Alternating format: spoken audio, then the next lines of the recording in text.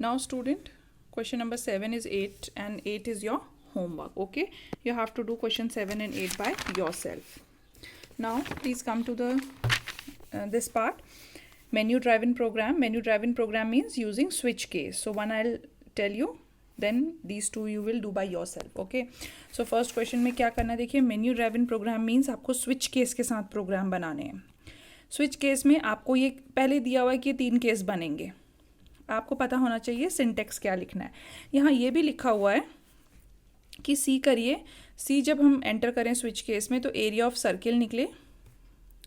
जब हम S enter करें तो स्क्वायर का एरिया निकले, और जब हम आर एंटर करें तो रेक्टेंगल का. तो देखिए कैसे करेंगे, बिल्कुल ध्यान से देखेंगे.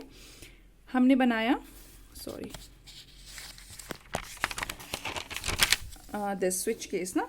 सो this is question number 9. Yes, so we have made, ये वॉल्यूम नहीं, इसको एरिया लिखिए आप, एरिया निकालना है ना. पब्लिक क्लास एरिया, ठीक है. So public static void main function scanner class का ऑब्जेक्ट हमने बना लिया. प्रिंट कर लीजिए यहाँ पर पहले, ताकि जो भी प्रोग्राम देखे he may understood or she may understood that what is this program, for what this program is about for. Enter C for area of circle, enter S for area of square, enter R for area of rectangle.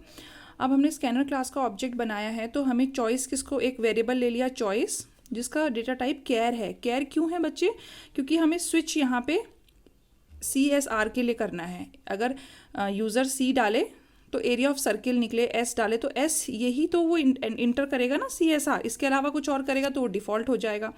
तो characters choice बनाया हमने. तो character input करने के लिए हमारा scanner class का function होता है इन डॉट नेक्स्ट. नेक्स्ट से एक ही कैरेक्टर इनपुट किया जाता है. अब इस चॉइस को हमने स्विच करा लिया, ठीक है.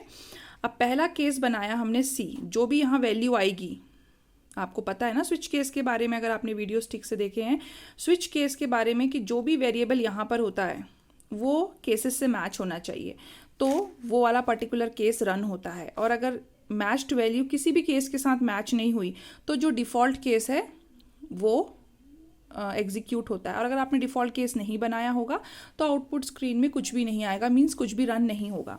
तो हमने जो भी वेरिएबल यूज़र इनपुट करेगा उसी को हमने स्विच करा लिया, ठीक है. तो पहला केस C बनाया हमने, क्योंकि पहले केस में एरिया ऑफ सर्किल निकल रहा है. तो अगर आपको पता है एरिया ऑफ सर्किल के लिए P तो कांस्टेंट होता है पाई, R हमें इनपुट करवाना पड़ेगा. तो हमने एक डबल वेरिएबल R ले लिया. आप इसको इंटीजर कुछ भी ले सकते हैं, ठीक है. मगर डबल यहाँ इसलिए लेना ज़रूरी था क्योंकि ये डिवाइड होगा ना, तो आंसर कुछ ना कुछ डबल में आएगा. इन डॉट नेक्स्ट डबल फंक्शन से हमने इसको इनपुट करवा लिया. अब एक डबल वेरिएबल लिया है हमने जिसका नाम है एरिया ऑफ सर्किल. ये इसके लिए लिया AC, area of circle 22/7 into R into R. ये तो दिया हुआ है क्वेश्चन में, आप फॉर्मूले में रख लीजिए इस R को. इस R की हेल्प से एरिया ऑफ सर्किल निकल गया. अब आप उसे प्रिंट करवा लीजिए.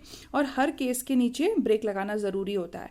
अगर आप ब्रेक नहीं लगाएंगे तो कौन सी कंडीशन अराइज हो जाती है, fall through. Fall through means if break is not applied with every case, so even if the first case matches with the value of switch, even then the compiler will execute all the rest of the cases, ठीक है.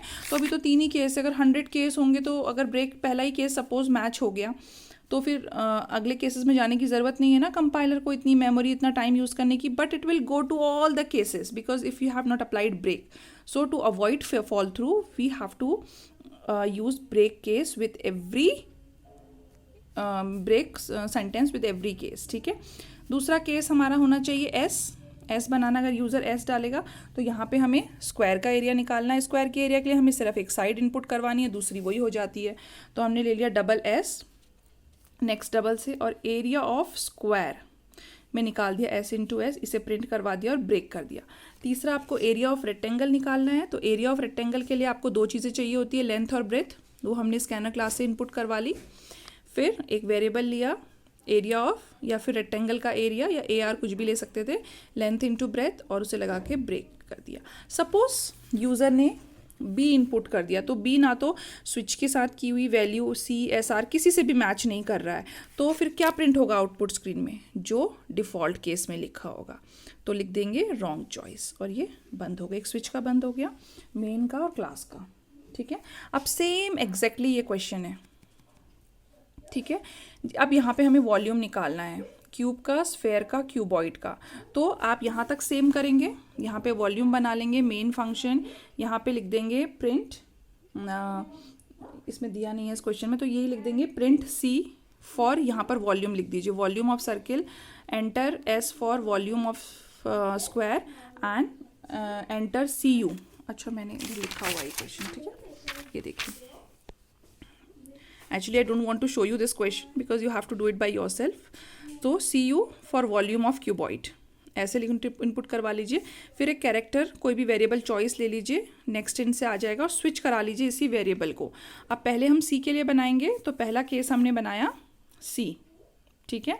C में एक variable integer हमने SI input करवा ली, side input करवानी है ना हमें। हम S क्यों नहीं लिख रहे, क्योंकि यहाँ भी हमने S लिख रखा है already. In dot next in volume of cube, SI into SI होता है, हमने वॉल्यूम निकाला और ब्रेक लगा दिया। अब ऐसे ही दूसरा केस आप S बनाएंगे, ठीक है, that is volume of sphere, और उसके अंदर क्या लिखेंगे आप, वॉल्यूम ऑफ स्फेयर के लिए S बनाया ना आपने दूसरा केस, ठीक है। तो वॉल्यूम ऑफ स्फेयर के लिए आपको क्या इनपुट कराना है, रेडियस इनपुट कराना है, तो आप डबल ले लीजिए, R equals to in dot next double, ये इनपुट करवा लिया आपने, ठीक है। अब एक डबल वेरिएबल ले लीजिए आप, वॉल्यूम ऑफ स्फेयर, ठीक है, और यहाँ पर हम क्या लिखेंगे, 4/3 इंटू पाई। अब पाई की भी वैल्यू पूरी ले लीजिए, 22/7 into R into R into R, ठीक है, इसको ब्रैकेट में रख लीजिए पूरे। अब जो भी ये निकल के यहाँ पे आएगा तो आप क्या करेंगे, उसको प्रिंट करवा लेंगे। क्या प्रिंट करवाएंगे, volume of sphere, sphere is, किस में है वॉल्यूम ऑफ स्फेयर, VS में, बस हो गया। यहाँ पे ब्रेक लगाइए, ठीक है। अब एक केस तीसरा बनाना पड़ेगा CU क्यूबॉइड के लिए, ठीक है। अब उसके लिए भी आप इनपुट करवा लीजिए, आपको लेंथ, ब्रेथ और हाइट तीनों इनपुट करवानी है, देखिए यहाँ पे, है ना, और लास्ट में एक ब्रेक केस बना लीजिएगा, ओके।